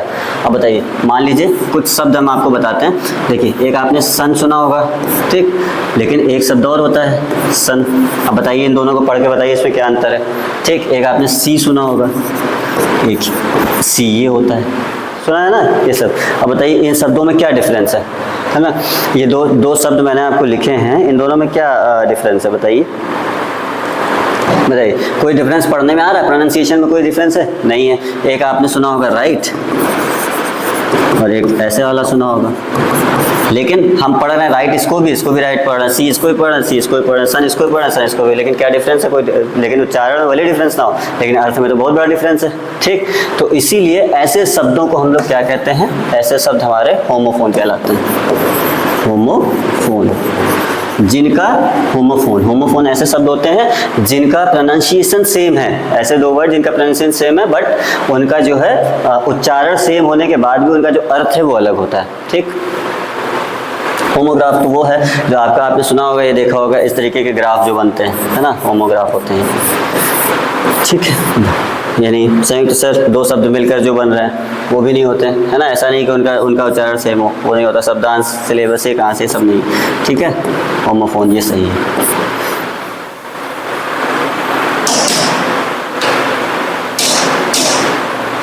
ये गलत है, ये सही होता है। ठीक है, अब अगला क्या? मुझे इंग्लिश सीखने में मदद कर सकता है। मुझे इंग्लिश सीखने में क्या मदद कर सकता है? क्या डर मदद करेगा? कभी नहीं इंग्लिश सीख पाएंगे। क्रोध से आप कभी इंग्लिश सीख पाएंगे? कैसा लॉजिक है। शर में से कभी आप इंग्लिश नहीं सीख पाएंगे। लेकिन डेडिकेशन, अभी मैंने आपको उस दिन बताया भी था डेडिकेशन का मतलब जब किसी लक्ष्य के प्रति आप इतना समर्पित हो जाएं, इतना कमिटेड हो जाएं कि उस लक्ष्य को पाने के लिए आप सब कुछ न्यौछावर करने को तैयार हो जाएं, वो आपका डेडिकेशन कहलाता है। तो इसी से आप इंग्लिश सीख सकते हैं। ठीक है, इसीलिए मैंने वो सारे कंसेप्ट आपको क्लियर किए थे, क्योंकि कहीं ना कहीं डायरेक्टली इनडायरेक्टली वो सारे के सारे कंसेप्ट आपके एम्प्लॉयबिलिटी स्किल सब्जेक्ट में मिलेंगे आपको। ठीक है, which punctuation mark should be used in the following sentence, is there any site engineer है। कौन सा पंक्चुएशन मार्क्स यहाँ पे मार्क यहाँ पर यूज किया जाएगा बताइए इस सेंटेंस में। ये जो सेंटेंस लिखा है, is there any site engineer here, यहाँ पर कौन सा पंक्चुएशन मार्क यूज किया जाएगा? तो आपने सुना होगा कि कुछ क्वेश्चन इंट्रोगेटिव सेंटेंस होते हैं जिनको है ना वो कहा जाता है क्वेश्चन, प्रश्नवाचक शब्द, जो प्रश्नवाचक वाक्य जो होते हैं, प्रश्नवाचक वाक्यों में हमेशा कौन सा चिन्ह, ये कैसा, is there any site engineer है, क्या यहाँ पर कोई साइट इंजीनियर है? यहाँ पर इसका मतलब क्या है? इज यहाँ पर लगा हुआ है ना, ये इस इज का क्या मतलब है? ये इज दिखा रहा है क्या। अब क्या का मतलब क्वेश्चन, अगर क्वेश्चन पूछ रहा है, क्वेश्चन पूछने का मतलब हुआ कि इसके जो आगे जो चिन्ह लगेगा वो इस तरीके का लगेगा। तो कौन सा पंक्चुएशन यहाँ पे लगेगा? अभी मैंने आपको बताया यहाँ पर ये लगेगा। कॉमा तो दो लोगों को अलग करने के लिए बोलता है ना, जैसे राम, श्याम और फिर मान लीजिए तीनों, है ना, इस तरीके से। तो अब इन तीनों को अगर हमें दिखाना है कि तीन अलग अलग नाम है, दो नामों को अलग दिखाना है, दो प्लेसेस को अलग दिखाना है, तो यहाँ पर हम कॉमा का यूज़ करते हैं। ठीक है, ये काम होता है। फुल स्टॉप मतलब स्टेटमेंट खत्म हो गया है, जब यहाँ पे खत्म हो जाए यहाँ पे फुल स्टॉप लगा दो। अब एक्सक्लेमेशन कब लगता है? जब हमसे अचानक कोई भावना हमें व्यक्त करनी है। ठीक है, तो वो लगता है। तो यहाँ पर ये भी नहीं लगेगा, ये भी नहीं लगेगा, ये भी नहीं लगेगा, क्वेश्चन मार्क लगेगा। ठीक, अगला क्वेश्चन कौन सा, बड़े अक्षर का प्रयोग कब किया जाता है? बड़े अक्षरों का प्रयोग किस किस सेंटेंस कब किया जाता है? तो बताइए, किसी वाक्य की शुरुआत में किया जाता है, बिल्कुल सही बात है। किसी हर वाक्य जो कैपिटल लेटर्स का प्रयोग कब करते हैं? किसी स्टेटमेंट को शुरू करने में करते हैं, बिल्कुल सही बात है। नेम ऑफ पर्सन्स, व्यक्तियों के नाम को स्टार्टिंग में, बिल्कुल सही बात है। ठीक, नेम ऑफ द प्लेस, किसी स्थान के नाम के स्टार्टिंग करने में, स्थान का नाम लिखने में बड़े अक्षरों का प्रयोग करते हैं, बिल्कुल सही बात है। ठीक, ऑल ऑफ द अबव, मतलब इसका करेक्ट आंसर ये होगा, मतलब सभी सही है इसमें। ठीक है, अगला कौन सा निम्नलिखित में से कौन सा एक वर्णनात्मक है ना, डिस्क्राइबिंग इस वर्ड है? बताइए कौन सा एक ऐसा वर्ड है जो डिस्क्राइब कर रहा है? क्या डिस्क्राइब कर रहा है?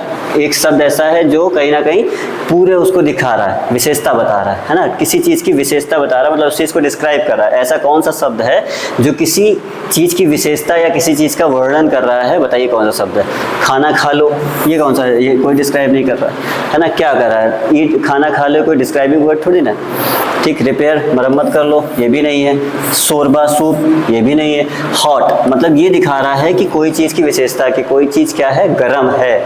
हॉट को अगर आपने हॉट वर्ड यहाँ पर चूज़ किया है, इट मीन्स कि कहीं ना कहीं स्टेटमेंट की, पूरी स्टेटमेंट को वो बता दे रहा है, पूरे स्टेटमेंट की विशेषता बता दे रहा है कि कहीं ना कहीं ये स्टेटमेंट हॉट मतलब गर्म चीज़ से रिलेटेड है, या गर्म माहौल, या गर्म वेदर, या गर्म चीज़ से रिलेटेड है।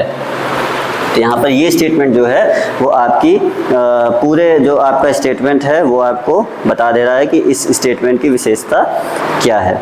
ठीक है, समझ पा रहे हैं ना? तो विशेषता बता रहा है, विशेषता कब बताते हैं? इसका मतलब विशेषता का मतलब क्या है? एडजेक्टिव। ऐसे भी आप इस क्वेश्चन को समझ सकते हैं कि विशेषता का मतलब क्या है, वर्णन कर दे एक पूरे स्टेटमेंट की, तो क्या है? एडजेक्टिव है ना। अब अगर एडजेक्टिव क्या बताता है? नाउन की विशेषता बताता है, नाउन प्रोनाउन की विशेषता बताता है। तो एक ऐसा ही जैसे हॉट टी है, हॉट टी।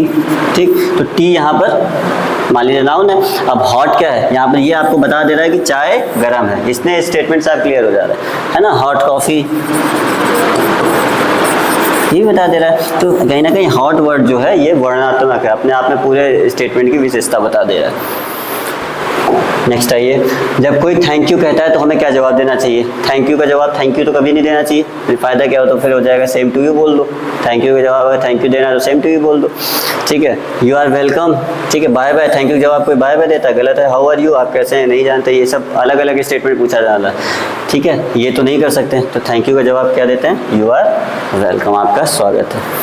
अगला बोलिए, ऑड शब्द इसमें से सुनिए, इसमें से ऑड शब्द कौन सा है इन पूरे में से? Please please, sorry sorry, paper paper, thank thank, इसमें से बताइए विषम शब्द कौन सा है? ये जो इतने सारे आपको शब्द दिए जा रहे हैं इसमें से विषम शब्द कौन सा है? बताइए, ऑड शब्द।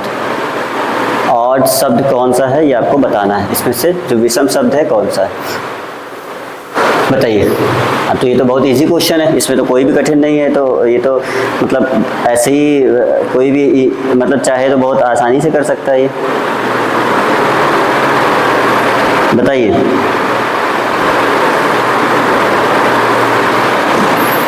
बताइए, कभी आपने पेपर पेपर सुना है? नहीं सुना तो ये गलत है। प्लीज़ प्लीज़, है ना, आप किसी से रिक्वेस्ट कर रहे हैं तो प्लीज़ प्लीज़ प्लीज़, ठीक है, सॉरी सॉरी सॉरी करते हैं ना, thank you thank you thank you very much, thank you, ऐसे करते हैं 2 बार रिपीट। लेकिन किसी से कहते हैं पेपर पेपर, तो ये यहाँ पर ऑड शब्द है, तो यहाँ पर जो ये करेक्ट आंसर ये होगा।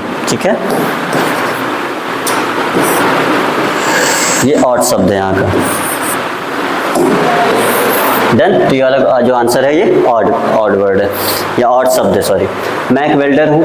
ठीक, ये बता रहा है कि I am a welder, I work with, किस चीज़ों से काम करते हैं? एक वेल्डर अगर होगा तो किन किन चीज़ों से काम करेगा? सिंपल सी चीज़ समझिए, क्या वेल्डर होगा तो नेल पॉलिश से काम करेगा? ये तो कोई मतलब ही नहीं है, तो फैशन डिज़ाइनर काम होता है। ठीक है, अगर आप फैशन डिज़ाइनर हैं तो आप करेंगे काम, तो ये कोई मतलब ही नहीं है। रोबोट से कौन काम करते हैं? रोबोट से वेल्डर, वेल्डिंग मशीन वाले रोबोट से कैसे काम करेंगे? कर सकते हैं आने वाले टाइम में यूज़, रोबोट का आएगा, वेल्डिंग में भी आ सकता है, बट अभी राइट नाउ नहीं कर रहे हैं, तो अभी तो फिलहाल ये नहीं होगा। ठीक है, फिर वेल्डर को लैपटॉप की ज़रूरत है, नहीं ज़रूरत है लैपटॉप की ना, उसको तो दो चीज़ों को जोड़ना है, किन्हीं दो पॉइंट्स को जोड़ना है अगर आपस में, तो उसका काम होता है। तो यहाँ पर वेल्डिंग टूल्स की रिक्वायरमेंट होती है वेल्डिंग के वर्क में। बहुत ईजी क्वेश्चन है, देखिए सिंपल चीज़ें हैं एकदम, लेकिन क्या होता है कि जब हमें कंसेप्ट थोड़ा सा क्लियर होता है तो हम आसानी से कर पाते हैं उसको। इसीलिए मैंने उन 2 क्लासेस में आपके सारे कंसेप्ट को क्रिस्टल क्लियर कर दिया कि आपको आज दिक्कत ना हो। आज का मौसम क्या है, आज का मौसम कैसा होने जा रहा है, ये आपको स्टेटमेंट पूरी करनी कि today's weather is going to be. अब बताइए आशापूर्ण, ये कोई कभी आपने सुना है कि today's weather is going to be आशापूर्ण? ऐसा तो नहीं होगा। और होपफुल, ठीक, ये हो सकता है ब्लू कैसा मौसम होगा, ब्लू कोई मौसम नहीं होता है, ठीक है, ये भी नहीं होगा। मौसम बहुत जरूरी होने वाला है, ऐसा भी नहीं होगा। तो कैसा होने वाला होता है, हो सकता है आज का मौसम बहुत गर्म है। Today's weather is going to be warm, ये सुना होगा आपने। Today's weather is going to be hot, warm, या फिर आपने कोल्ड, है ना, या रेनी, इस तरीके से आप अलग अलग वर्ड यूज़ कर सकते हैं। यहाँ पर हॉट, जनरली हॉट का नहीं यूज़ करते हैं क्योंकि हॉट हमेशा जो प्रोडक्ट से रिलेटेड बात होती है वहाँ पर यूज़ किया जाता है। जैसे हॉट प्लेट है ना, हॉट कॉफ़ी है ना, जो प्रोडक्ट फिजिकल चीज़ें होती हैं उनमें हम लोग हॉट का यूज़ करते हैं। तो यहाँ पर फिजिकल चीज़ों में जनरली हम लोग हॉट वर्ड का यूज़ करते हैं, तो हॉट यहाँ पर यूज़ नहीं करेंगे। नेक्स्ट हमारा वर्ड क्या है, वर्ब। तो ये जितनी भी जो कहा जाए कि इंटेलेक्चुअल चीज़ें होती हैं या जिनको हम, ऐसी चीज़ें जिनको हम टच नहीं कर सकते हैं, है ना, तो आर्टिफिशियल चीज़ों के लिए कह सकते हैं, ठीक है, जिनको हम टच नहीं कर सकते हैं।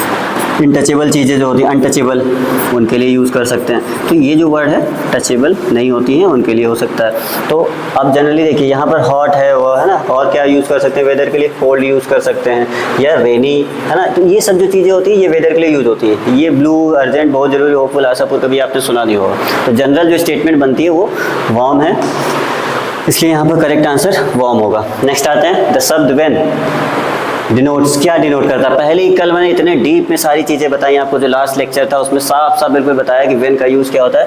व्हेन माने क्या बताता है, व्हेन माने टाइम, ठीक है। व्हेन अगर कहीं भी लगा इट मीन्स वहाँ कहीं ना कहीं समय की बात हो रही है, टाइम की बात हो रही है। जितने भी WH वर्ड थे, ये देखिए आज मेरे पास वो स्लाइड है भी, है ना। अगर आप लोग ऐसा कहेंगे कि नहीं बताया तो ये देखिए कल मैंने आपको सारे WH वर्ड एक एक वर्ड बताए थे, अभी मैं आपको वो फिर से क्लियर कर देता हूँ।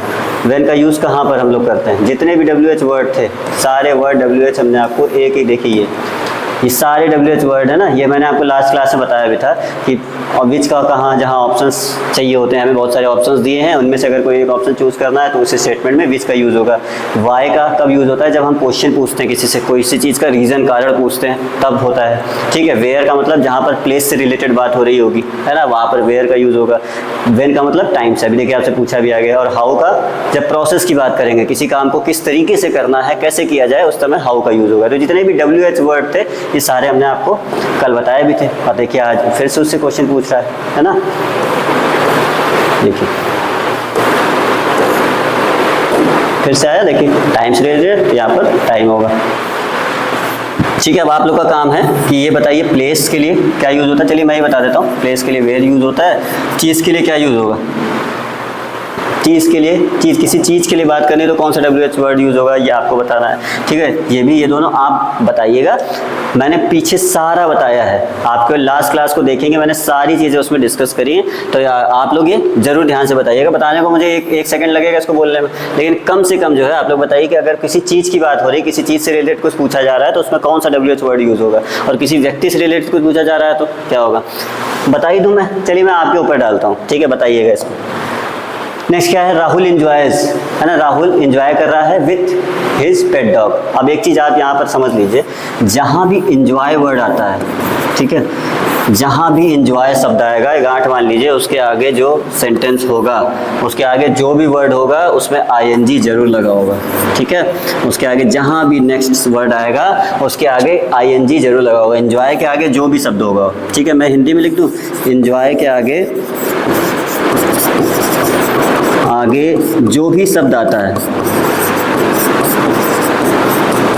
शब्द आएगा उसमें ING जरूर लगता है, ठीक है। ING लगाना मैंडेटरी होता है, ING जरूर लगेगा। ये चीज़ हमेशा गार्ड मान लीजिए, अगर कोई कहीं पे कहीं डाउट आता है तो आप लोग पूछ लीजिएगा, बट ये क्रिस्टल क्लियर मानिए कि हो लगता ही लगना है, जरूर लगेगा। ठीक है, डन। तो यहाँ पर देखिए राहुल एंजॉयज, अब क्या है, Rahul enjoys writing with pet dog, कुत्ते के साथ लिखेगा तो नहीं, है ना, पालतू कुत्ते के साथ लिखेगा तो नहीं कुछ, तो ये तो गलत हो गया। Doing with this pet dog, क्या करेगा राहुल, एंजॉय कर रहा है उसके साथ क्या करने में, तो ये तो बता नहीं रहा क्या कर रहा है, वो खाली कर रहा करने में, कुत्ते के साथ करने में एंजॉय कर रहा है, क्या कर रहा है ये तो बताना पड़ेगा ना उसको कि उसकी क्रिया क्या है, वर्ब तो बताना पड़ेगा। वॉशिंग, कुत्ते के साथ धुलने में, क्या धुलने में, है ना, या तो बोलता कुत्ते को धुलने में या कुत्ते को नहलाने में, कुत्ते को, है ना, ये बताया तो भी था, लेकिन इसमें ऐसा कुछ बताया नहीं। तो यहाँ पर एक ही स्टेटमेंट दिख रहा है कि राहुल एंजॉयज प्लेइंग, उसके साथ खेलने को एंजॉय कर रहा है, तो यहाँ पर प्लेइंग सही शब्द यहाँ पर होगा। अब बताइए अगला क्वेश्चन है, having a clear idea of your personality including strength, weakness, thoughts, believe, motivation, values, it is called. बताइए आपके व्यक्तित्व का जो स्पष्ट, इसमें ऐसा कहा जाए कि अपने बारे में having a clear idea of our personality. Personality शब्द को मैंने उस दिन कितने ब्रीफ में बताया था आपको। पर्सनालिटी शब्द का मतलब क्या होता है बताइए।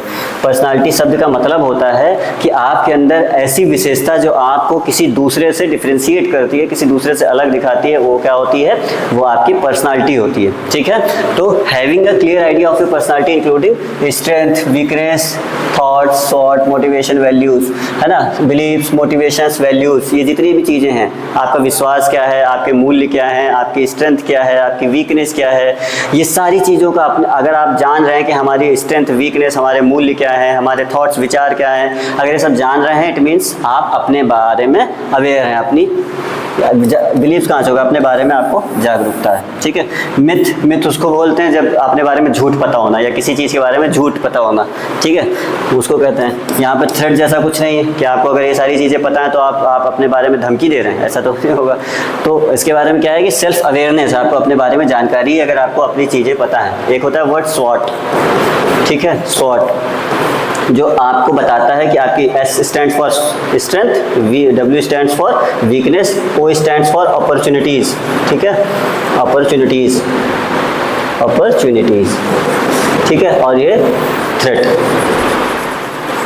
तो ये शॉर्ट एनालिसिस होता है। ये पूरा बिजनेस में कहा जाए कि कोई भी बिजनेस जब शुरू करता है कोई भी आदमी, तो ये पहले एनालिसिस कराता है। मार्केटिंग का एक बहुत तगड़ा कंसेप्ट है ये, जिसके माध्यम से हम ये पता करते हैं कि हमारी जो है कंपनी की स्ट्रेंथ क्या क्या है, वीकनेस क्या है, और दूसरा हमारे पास अवसर क्या क्या है, किस किस क्षेत्र में हम काम कर सकते हैं। फिर थ्रेट है, थ्रेट समझते हैं कि हमारे को क्या क्या प्रॉब्लम्स आ सकती हैं जब हम ये कंपनी स्टार्ट करेंगे या कंपनी में हम अगर कोई प्रोडक्ट लॉन्च करेंगे। तो ये एनालिसिस होती है, अभी आगे आएगा आपके में। ठीक है, इसको समझेंगे थोड़ा सा। आगे क्या है, एक व्यक्ति, या इंग्लिश में देखिए क्या लिखा हुआ है, are the abilities and qualities you have as a person that helps you grow well in life. आपके अंदर कौन कौन सी एबिलिटीज हैं और क्वालिटीज हैं जो आपको या किसी व्यक्ति को अपने करियर में ग्रो करने में या वृद्धि करने में या प्रोग्रेस करने में हेल्प करती है। बताइए आपकी कौन सी है। तो पर्सनल स्ट्रेंथ, ये मान सकते हैं हो सकती है। पर्सनल वीकनेस, ये तो आपके लिए नुकसानदेह है। आपके अंदर जितनी ज़्यादा कमजोरियाँ होंगी आप उतनी ज़्यादा अपने करियर में ग्रो नहीं कर पाएंगे। अपॉर्चुनिटीज़, मौके आपको ये थोड़ी दिखाते हैं। मौके तो ये है कि आपके अंदर अगर क्वालिटीज़ हैं तो आप उस मौके में जा सकते हैं, लेकिन अगर आपके अंदर क्वालिटी नहीं है या आपकी कोई स्ट्रेंथ ही नहीं है तो आप कैसे किसी अपॉर्चुनिटीज़ को ग्रैब कर पाएंगे। ठीक है, फिर थ्रेट, आपकी जो कमजोरियां या धमकी है, मान लीजिए आपकी जो प्रॉब्लम्स हैं वो आपको कहीं ना कहीं कैसे ग्रो कराएंगी, वो तो आपको और पीछे ले जाएंगी। ठीक है, तो हमारा मतलब जो हमारी स्ट्रेंथ्स हैं वो हमें पुश करती हैं कि किसी भी चीज़ में हम ग्रो करें अपने करियर को। ठीक है, किसी भी क्षेत्र में, किसी काम में ग्रो करने के लिए हमारी स्ट्रेंथ काम आती है हमको। नेक्स्ट है जो are the abilities, are the qualities that are considered negative and need to be worked on. ऐसी कौन सी हमारे अंदर क्वालिटी है, ऐसी कौन सी चीज़ है जिसको जो हमारे लिए नेगेटिव होती है और जो कहीं ना कहीं हमें प्रोग्रेस करने में या प्रगति करने में या डेवलप करने में, डेवलपमेंट में हमारे बाधा उत्पन्न करती है। अब समझिए, हमारी पर्सनल स्ट्रेंथ ये तो हमें बाधा नहीं उत्पन्न करती है, ये तो हमें और बढ़ाती है। ठीक है, व्यक्तिगत कमजोरियां, हाँ ये सही हो सकता है। मौके, ये कहाँ से, अगर हमें ज़्यादा मौके मिल रहे हैं तो हमें ज़्यादा अपॉर्चुनिटीज़ मिलेंगी ना, ज़्यादा मतलब फ़ायदा हो सकता है, ज़्यादा जल्दी ग्रो हो सकते हैं, तो ये भी नहीं होगा। ठीक है, थ्रेट्स हमारी क्वालिटी नहीं है। हाँ, थ्रेट्स ये जरूर है कि हमारे को ग्रो करने में दिक्कत देता है, लेकिन थ्रेट्स क्या होता है, एक्सटर्नल होता है। ठीक है, बाहरी धमकी, बाहरी प्रॉब्लम्स को हम लोग थ्रेट्स बोलते हैं। ठीक है, थ्रेट्स का मतलब बाहरी प्रॉब्लम्स हैं, थ्रेट्स का मतलब इंटरनल प्रॉब्लम नहीं। और यहाँ पर इंटरनल अपनी क्वालिटी की बात कर रहा है। ऐसे गुण जिन्हें नकारात्मक माना जाता है ना, हम जिन्हें हमारे अंदर के ऐसे गुण जिन्हें हम नकारात्मक मानते हैं और उनकी वजह से हम डेवलप करने में दिक्कत हो रही है। तो थ्रेट्स क्या है, थ्रेट यहाँ पर दिक्कत तो देता है लेकिन ये एक्सटर्नल फैक्टर है। ठीक है। और एक्सटर्नल फैक्टर की बात नहीं हो रही, इंटरनल फैक्टर की बात हो रही है। इस हिसाब से ये आंसर जो है ये आपका करेक्ट आंसर होगा, क्योंकि ये एक इंटरनल फैक्टर है, ये आपके अंदर का मैटर है, ठीक है, इंटरनल फैक्टर। तो इस हिसाब से ये आंसर सही होगा। डन। नेक्स्ट आते हैं। नेक्स्ट क्या है कि which of the following is an example of personal weakness. बताइए इनमें से कौन सा ऐसा एग्जांपल है जो आपकी वीकनेस को दिखाता है। कॉन्फिडेंस, अगर आप बहुत कॉन्फिडेंट है तो वीकनेस है आपकी, तो मजबूती है, तो ये नहीं हो सकता। बीइंग लेजी, हाँ ये जरूर दिखा सकता है, ठीक है, ये आपको दिखाता है कि आप जो है आपकी वीकनेस है। अगर आप बहुत ज़्यादा लेजी हैं, आलसी हैं, किसी काम को बहुत टाल रहे हैं, तो ये आपका दिखाता है कि आप की ये वीकनेस है। मेहनती अगर आप हैं तो ये कहाँ से, ये तो सही, ये तो अच्छी चीज़ है ना, ये आपकी वीकनेस कहाँ है।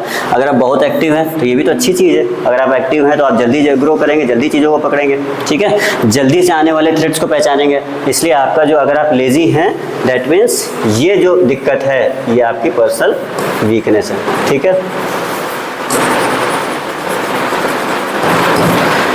डन। नेक्स्ट, लक्ष्य कितने प्रकार के होते हैं। लक्ष्य 2 प्रकार के होते हैं, यही जान लीजिए, अभी आपको इसका आंसर मिल जाएगा, ठीक है। लक्ष्य कितने प्रकार के होते हैं, एक होता है शॉर्ट टर्म गोल,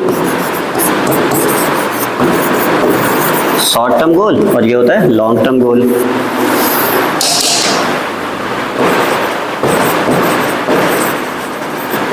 ये होता है लॉन्ग टर्म गोल।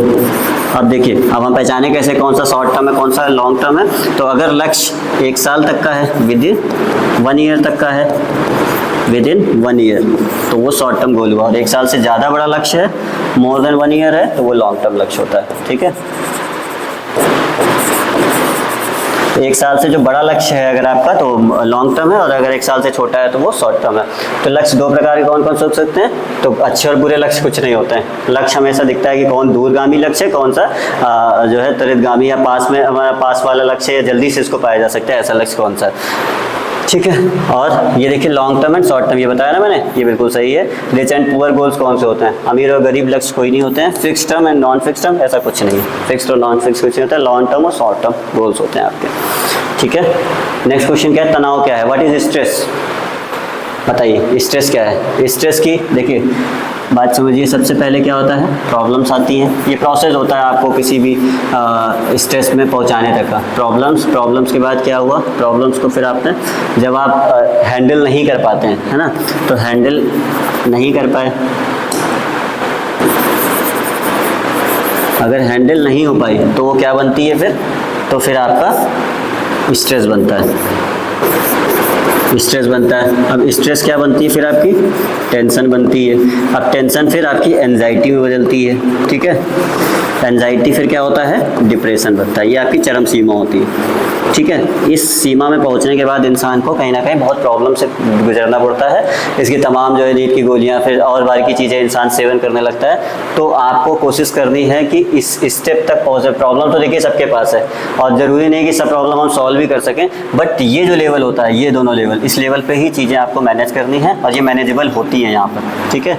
ये चीज़ें यहाँ तक ही मैनेजेबल हो जाएं तो ज़्यादा अच्छा है। आगे ले जाने का मतलब ये है कि फिर आपके लिए प्रॉब्लम हो जाएगी, यहाँ पर नहीं जाना चाहिए, ठीक है। तो यहाँ पर क्या हो रहा है, तनाव क्या है, स्ट्रेस क्या है, फीलिंग ऑफ अनुभूति, आनंद की अनुभूति स्ट्रेस है नहीं, आनंद की अनुभूति तो खुश सुखी है ना, सुख है, वो तो जॉय है। फीलिंग ऑफ सरप्राइज, आश्चर्य की अनुभूति, ये भी नहीं है, ठीक है। फीलिंग ऑफ डिलाइट, आनंद की अनुभूति, नहीं, ये भी नहीं है। फीलिंग ऑफ फ्रस्ट्रेशन, डिसअपॉइंटमेंट, निराशा, ये सही है ना। स्ट्रेस क्या है, जब आपको निराशा की भावना आपके मन में आने लगे तो उस मतलब आप स्ट्रेस में, ठीक है। नेक्स्ट क्वेश्चन क्या है, अच्छे तनाव के संकेत इनमें से कौन से हैं। अच्छा तनाव कौन सा तनाव होता है, देखिए गुड स्ट्रेस कौन सा है।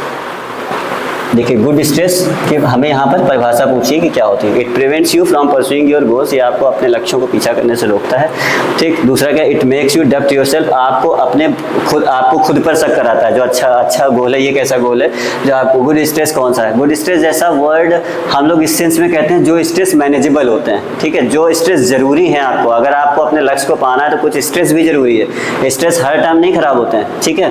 तो अगर आपको थोड़ी चिंता नहीं होगी, तनाव नहीं होगा, तो कहीं ना कहीं आप अपने लक्ष्य को नहीं पा पाएंगे, है ना। तो ऐसे लक्ष्य जो आपको आपके लक्ष्यों को पीछा करने से में मदद करते हैं, ठीक है।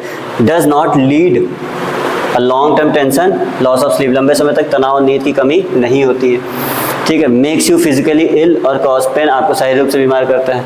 ठीक, ऐसा नहीं है। अच्छे तनाव में अगर हम लोग कहा जाए कि ये आपको अपने लक्ष्यों को पीछा करने से रोकते हैं, ऐसा नहीं है। आपको पीछा करने के लिए प्रमोट करें, ऐसे लक्ष्य अच्छे लक्ष्य होते हैं, वो लक्ष्य जो जिसके वो स्ट्रेस जो आपको कहीं ना कहीं ये आपको मोरली या कहा जाए कि फिजिकली एक्टिव कर दें कि हम जो है अगर नहीं इस पे काम करेंगे तो फिर कहीं ना कहीं हम सक्सेस नहीं हो पाएंगे। जैसे आपके जब एग्ज़ाम आने वाले होते हैं, ऐसा हम आशा करते हैं कि आप लोग भी थोड़ा बहुत स्ट्रेस में अभी होंगे इस टाइम पे।